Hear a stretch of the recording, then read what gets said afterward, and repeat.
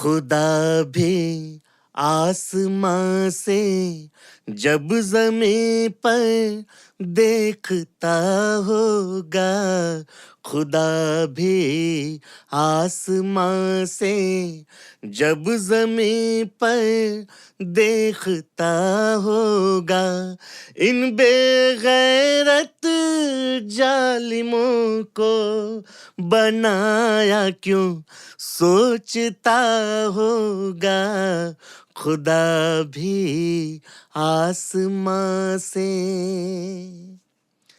जब खुदा के द्वारा दी गई 4-5 हूरों यानी अपनी खुद की पत्नियों से इन बेगैरत जालिमों का काम वासना शांत नहीं हुआ, तो 72 हूरों की तलाश में डायनामाइट बन के फट गए। यकीन मानिए ऊपर बैठा खुदा भी अपना सर पीट लेता होगा, क्योंकि बेगुनाहों का खून बहाने पे खुदा कभी जन्नत अता नहीं फरमाएगा, बल्कि इन जालिमों को जहन्नुम की आग में तलता होगा। यह मैं पूरे यकीन के साथ इसलिए कह सकता हूं क्योंकि कुरान के किसी भी आयत में ऐसा नहीं लिखा है कि काफिरों का खून बहाने से 72 हूरें मिलेंगी, जन्नत मिलेगा। क्योंकि 72 हूर का कॉन्सेप्ट सुन के जन्नत कम और चखला घर ज्यादा लगता है साथियों। जहां अपनी पत्नी को छोड़ के दूसरी किसी स्त्री पर गलत नजर डालना, हमारे नजर में तो ये चखला घर ही है। और ऐसी स्थिति में कभी भी खुदा इन खुदगर्जों को माफ नहीं करता होगा, क्योंकि ये पूरे विश्व में इस्लाम का वो विभत्स रूप प्रस्तुत कर रहे हैं जिसकी वजह से इस्लाम ना सिर्फ बदनाम हो रहा है, बल्कि पूरी दुनिया में अशांति और भय का वातावरण बना हुआ है।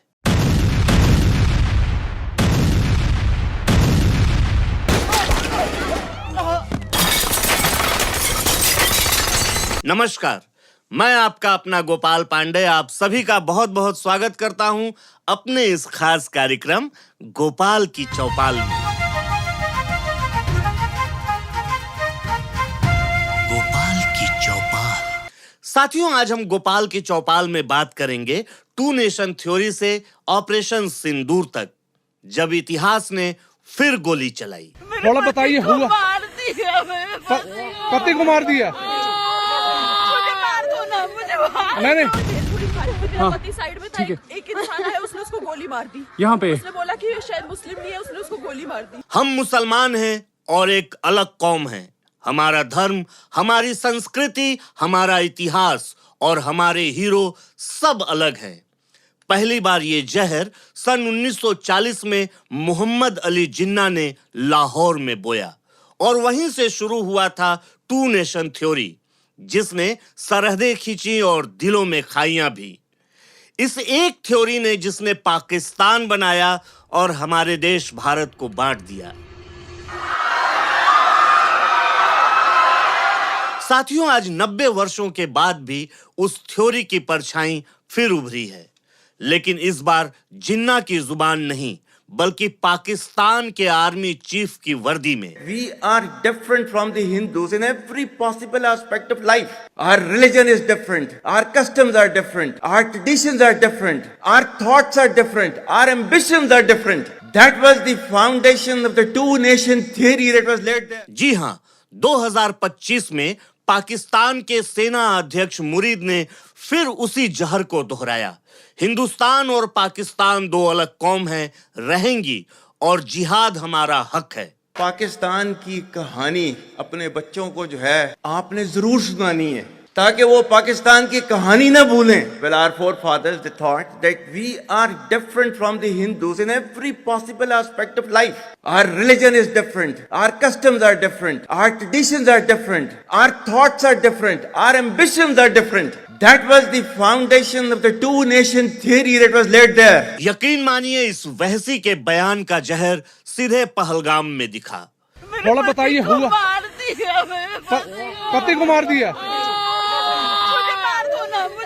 नहीं भेलपुरी खाने से मेरा पति साइड में था, एक इंसान है, उसने उसको गोली मार दी। यहाँ पे उसने बोला कि शायद मुस्लिम नहीं है, उसने उसको गोली मार दी। पहलगाम, जहां पहाड़ों में शांति बहती थी, वहां धर्म पूछकर बेकसूर लोगों का खून बहाया गया।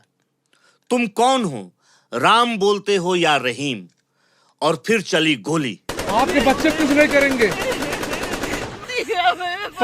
पति को मार दिया। मुझे मार दो ना, मुझे नहीं बेटा शांत रहो। हेलो। आतंकियों ने कश्मीर घाटी को फिर उसी 90 के काल के दौर में खींचने की कोशिश की, जहां पहचान और फिर मौत। बोला कि ये शायद मुस्लिम नहीं है, उसने उसको गोली मार दी। नहीं आप टेंशन मत लो। अब कई निर्दोष तीर्थयात्रियों और नागरिकों को मौत के घाट उतार दिया गया। क्यों?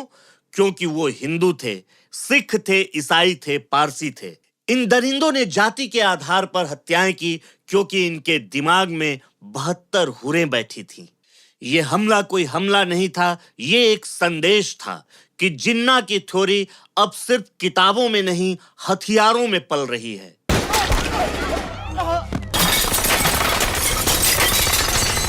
साथियों, कहा जाता है कि किसी भी क्रिया की प्रतिक्रिया होती है।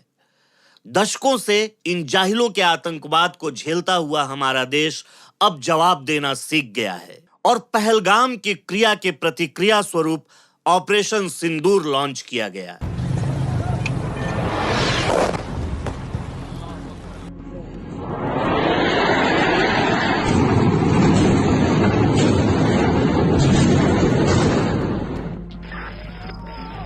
देखना वाम कैसे आ रही है वहां से।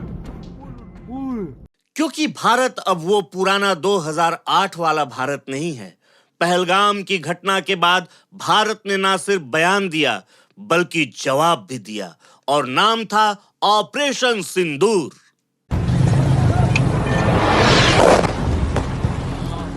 ऑपरेशन सिंदूर एक शांत, सटीक और सैन्य अभियान।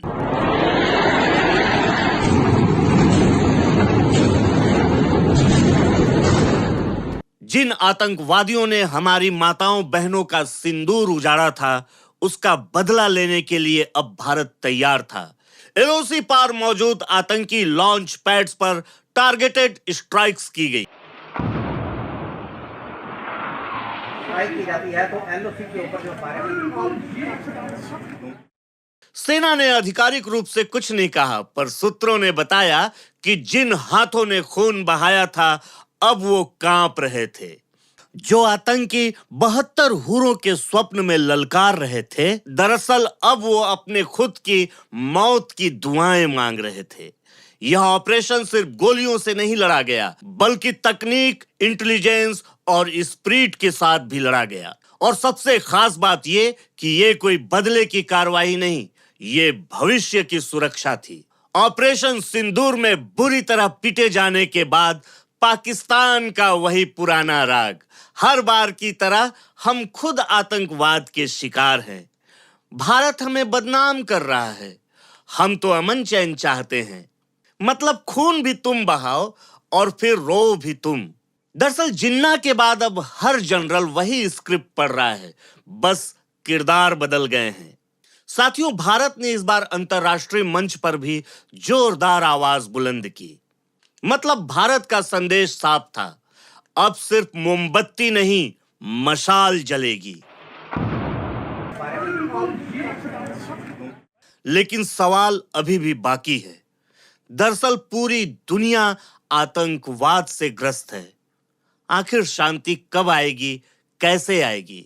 पूरे विश्व को इस आतंकवाद के खिलाफ मिलकर काम करना होगा। तो दोस्तों, क्या 1940 की सोच 2025 की आग बना दी जाएगी? क्या हर बार पहलगाम, पुलवामा, उरी जैसे आतंकवादी घटनाएं घटती रहेंगी? और क्या हम सिर्फ शोक मनाते रहेंगे या विचारों की इस जंग में मोर्चा भी लेंगे? तो जवाब है हाँ, ये नया भारत है। नया भारत घुस के मारता है। याद रखना पाकिस्तानियों, अब यदि कोई जरूरत की तो तुम्हारा पूरा नक्शा बदल देंगे। मित्रों, मैं आपसे कहना चाहता हूं, अगर विचारधारा जहर है तो बंदूक बस एक पाइप है। हमें जहर के जड़ को पहचानना होगा और जड़ को खत्म करना होगा। आज पूरे विश्व को शांति चाहिए। आज के समाज में हिंसा की कहीं कोई जगह नहीं है। युद्ध किसी भी चीज का कोई उपचार नहीं है। आइए मिलकर आतंकवाद के जड़ पर चोट करें और पाकिस्तान जैसे आतंकी राष्ट्र और उनके मित्र चीन, तुर्की ऐसे देशों के खिलाफ अपनी आवाज बुलंद करें। साथियों, मिलते हैं अगले एपिसोड के साथ। तब तक के लिए आप सभी को मेरा नमस्कार। जय हिंद।